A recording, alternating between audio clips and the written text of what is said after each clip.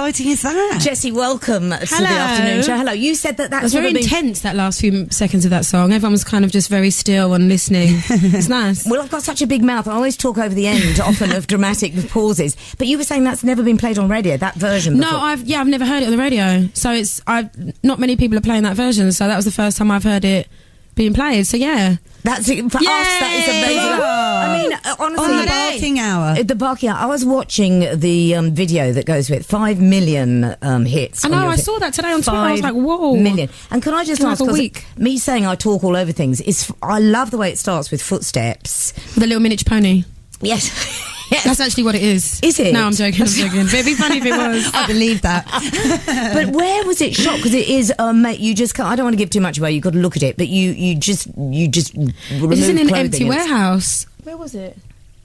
It was an empty warehouse. I don't know what. I was looking at my tour manager for the answer there, and he wasn't looking. But it was in an area. But it looks fantastic. It was Zone 5. Right, okay. Let's say that. We're speaking in code. Yeah. We are now speaking in code. No, travel card vibes. Oh, right. Zone 5. We're in Zone 5. But, 5 million hits on that. So, you're still there. When I last talked to you, you were about to have your head shaved. I was, yes. And, I've done it. And I remember saying to you, you could have scars lingering under there, because when these actors who shaved their heads when I was at drama school for a film called The Devils, which came out in the 70s, they'd got all their playground scars that they didn't know they had. No. I think I'm okay. You haven't got one scar in your head. And I haven't got a dolphin face on the back of my head. No, and you've got a perfect shaped head. Yeah, it's all about the perfect shaped head, and you do have one. But people that have like the burger on the back of their head. Yes. I'm glad I don't have that. What did Jackson make of it when you came back? You know what? He was fine. I actually remember the night I got home, because I had a lot of my friends and my family at my house, and I remember him kind of like just coming up to me and was exactly the same, and I was like, see? The people that matter don't mind. Exactly. And that's the point. We'll just very quickly talk about your dog, because Jackson, again, I was there when you just got him. And I love him. He peed in Sally Traffic's office. But anyway, he was... No, he didn't wee. He was letting his... pooed. Gosh, well, crumbs. He's only a little man. Yes. Crumbs covers so many words. It does. But it was... what was wonderful was you were doing all these interviews, and yet your main focus was on your dog. Yeah, it's my responsibility. It was your responsibility, and he'd just come into your life. And I just showed you a feature I actually passed it over to a friend of mine to read. About the Times about people getting French bulldogs, and I've never seen one the colour of Jackson before, because he's seal coloured, isn't he? Yes, he is. Did you choose He's actually got a lot of blonde on him now. Like you? It's literally, I washed him one day, like the day after I went blonde, and he was blonde. No, don't. Can you imagine? He was like, I want to be like you, Mum. That's how he talks. Imagine if you'd bought him and he'd been dyed. It'd be awful. And it washed off after a while. It was a semi-permanent. But you do take him with you everywhere.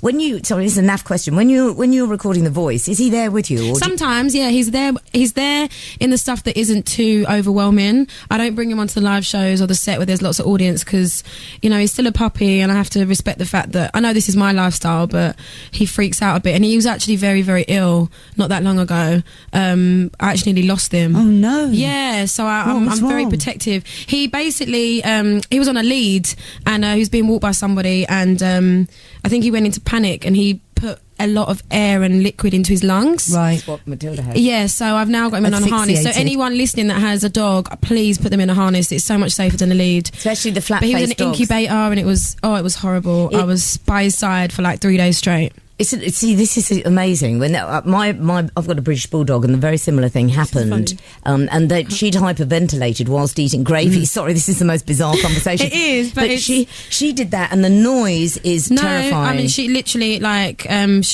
he threw up like a lot, and this is really weird, but yeah, he did, and he was really sick, and it kind of just threw me into like a realistic kind of like, I'm responsible for him. So at the moment I look after him. My sister has him and my mum has him, so whenever I'm working I don't want to leave him on his own, so he's either with my sister, who has my niece, who adores him, and my mum and my dad have him. So yeah, and I think that's what you have to do. The best situation I have. Absolutely. I just we'll stop talking about him in a moment, but do you remember I don't know if you remember this, at the Brit party, and Anna and I were there, and we were so lucky to be there. Yeah, of all the people, we loved it. Anna and I there, and I just remember shouting out at you, "Have you given him those dog treats?" Because I remember giving you these. Oh, he raw loved dog it. treats. He literally like tried to chew off my hand, but he couldn't get it off the floor because they're flat, and he was like licking the floor and pushing it into his bed, and I was like, Jackson. Oh, those are those raw chicken strips, Yeah, weren't yeah. they? Yeah. They are good because the other dogs don't like too much carbohydrate, and so we often give them bits of stuff with flour in and everything, and it's best to give them even the treats as raw as possible. Yep.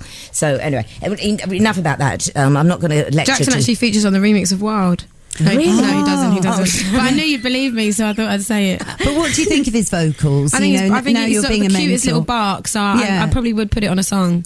You must. They were saying that. Sorry, we'll get off him in a moment. But I've got eat your soup. Jessie's trying to eat her lunch. at the know, same I time. know. I'm eating my chicken soup. But they were saying because my British bulldog and Anna's got a miniature bull terrier, and they're quite stubborn. But they say the French in the Frenchie is what makes them naughty. Do you Oh. think there is a Gaelic? He sort is so naughty. Like, he'll do something, like he'll do it, like he does this thing where he chews up his mats, where he used to, he doesn't anymore. But he'll like put his toy near the mat and then chew the toy and then go accidentally onto the mat and then look at me like, I know I'm doing it. But no, he's great. Right, semi-final of The Voice Yes. this weekend, and we're going to play a little sample here of your two guys then. Ash Morgan. lovely. Yes, Ash Morgan and Matt Henry. And for anyone that has been missing this, Turn this up.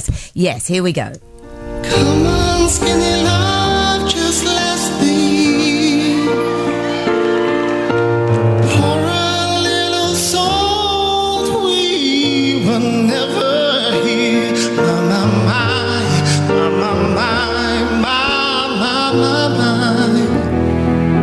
Don't ask me what you know is true.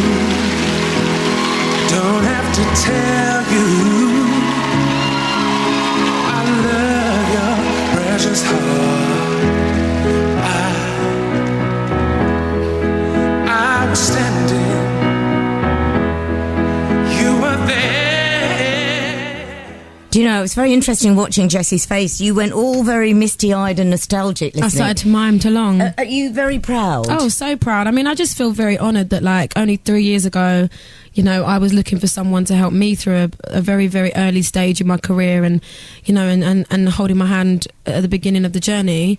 And I feel like now I've kind of allowed myself to work hard and be successful and see the kind of the outcome of that. But also now I'm holding their hand. It's like a nice circle of life. And a big responsibility, really, Yeah. because it can literally, this is going to decide the rest of someone's life, isn't it? It's as simple as that. It do you will say? and it won't. I think. What do you mean? I think at the end of the day, like, whatever you think about, your thoughts are your thoughts and your thoughts only. I think if you can turn your thoughts into wishes and turn your wishes into intrigue and you turn your intrigue into passion and dedication, and I think it's up to you. I think winning the show doesn't guarantee you success. It doesn't change your life. It will mean you've won. I think the people that you just have to make sure that you're just teaching yourself. Like right now, I say to my two boys that left, as I did with my whole team, this is school. Like, take this opportunity to learn how to deal with press and vocals and performance and in-ears and all the good stuff that people don't always see. You know, teach this, let this be a lesson that, like, you're doing it right now, but the whole world's watching. So if you can't learn now, you know, it's tough. It's in at the deep end. Yeah, sink or swim, 100%, you know. yeah. Who taught you your honesty? Because I remember I said this to you the first time I met you, is your honesty is extraordinary. And I remember the very first edition of The Voice, when you just turned to someone, you went, look, I'm current, I'm out there, I know what this is all about. And I just thought, no, because you spoke. When someone else says it, I'm like, But it wasn't, seriously, I said this to you when I first met you, it wasn't arrogance, you were absolutely right. You know, you have every relevance I to think be. sometimes on the show, the boys, they like to play up that, like, I'm just this kind of diva that does lots of riffs, and I'm like, I wouldn't be in this chair if that's all I did. So I like to make sure that they understand that, like, the emotional side of things as well, especially with females, like, I definitely can support someone on that because I know how it feels. But I am a businesswoman, you know, I'm up 8 o'clock every morning, I'm doing emails and I'm writing off stuff, and I'm writing songs for the album that kind of starts off this whole process, and I'm very much involved in my life, which is what this is. So I know how to do it and I know how to make it work right now. So if it's working right now, then I'm here to teach you if you want to know. it's so funny who's listening, because the editor of Time Out, Tim Arthur, has just sent me an email just full of exclamation marks going, Jessie J, no, I want to be there. He says, if ever she's looking for a man, I'll change my plans and not run away to join the circus after all. Tell Jessie that. There you are. Tim Arthur, editor of Time Out. Hello. Nice to know you're out there. Hello, listening. Tim. So anyway, this weekend, just run through the order of the day for you. When, Yes. On a voice day, what happened? Is there everything is it just all aimed in that direction then? Is that from the moment a normal day of The Voice. So we will start the day with a briefing and a meeting with the producers, kind of an understanding of what's going on. Then I will go into hair and makeup. Then I'll do piano routing around the piano on film with my contestants. We train, we learn the song, we do all that good stuff. Then I might have a rehearsal. Then I have a VT where I'll be talking about what I just did in that rehearsal. And that's all on the same day? Oh, same day, yeah. Then sometimes on that same day, we have then the live show. Wow. Which is live. You see exactly what we'd have to do, but there's so much. It's a lot of work. And the reason I ask that is for the guys. That's a big ask on their voice. You know that. I mean, you've got a massive voice because you've had to, because you do live concerts all the time. But for people who are learning their craft, whatever, that's a big ask, isn't it? Mm-hmm. When you've got a tired voice that's got to do all that work and then go out and prove themselves. Which is why I always try and explain to them there's a very thin line between diva and survival. You know, that being a survivor, you have to put yourself first, because no one cares about you as much as you care about you. And if that means you going, I know that if I do this today, I'm not going to be able to sing tomorrow, you have to learn what your priorities are and you have to take the consequences for it. However, you have to make sure that you're making the right sacrifices in your life to be able to cope with this. You know, it's like, you know, I'm trying to think of an example, but like a heart surgeon wouldn't have loads of caffeine because it would make his hand shake. So it's like, okay, would you rather caffeine or would you rather, you know, do a great heart surgery? Yeah, so be focused on the make sure you prioritise the right things. Exactly. Yeah. Does it get you down, the fact that they keep referring to Ash as the large guy? Yes. Is that because that's one of the reasons why he pulled out the show. You know, it bothers me the way the media really have a lot to do with how people think about anybody. 1 minute I'm the child, you know, I'm the sweetheart of the UK that shaved her head for charity. The next minute apparently I'm throwing diva fit and I'm mean and I'm horrible. They really decide on how people perceive you. And right now, Ash, you know, he had a moment of doubt where he didn't want to come on the show because of that, because he felt judged. This is a nation where we have to realise that everybody's different, and size and race, and it doesn't matter anymore. Like, drop it, stop making it a thing.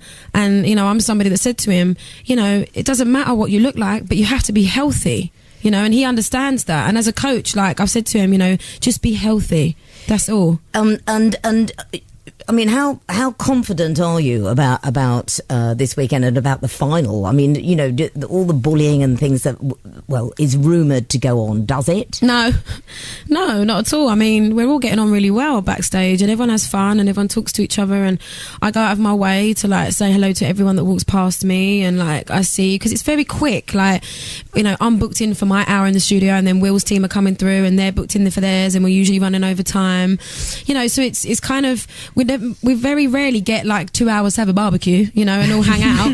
But if we do, I'm sure we'd have a blast. Listen, Jessie, it's fantastic to have you in again. We're going to play out with your single. The single's out now. The Only album's if you out. dance. You saw us dancing. Anna was doing the twist, which I was so embarrassed about. We're like your aunties in here. We are a bit. When's the At least album we're all out? blonde. Yes. Yeah, exactly. We're all natural. Yeah, of course we are. The album's out later in the year. Mm-hmm. Yeah. And you're a dog lover. We love you. Yes. Oh, Jessie J. Jackson. This is Wild. Woof, woof, Jackson. Woof,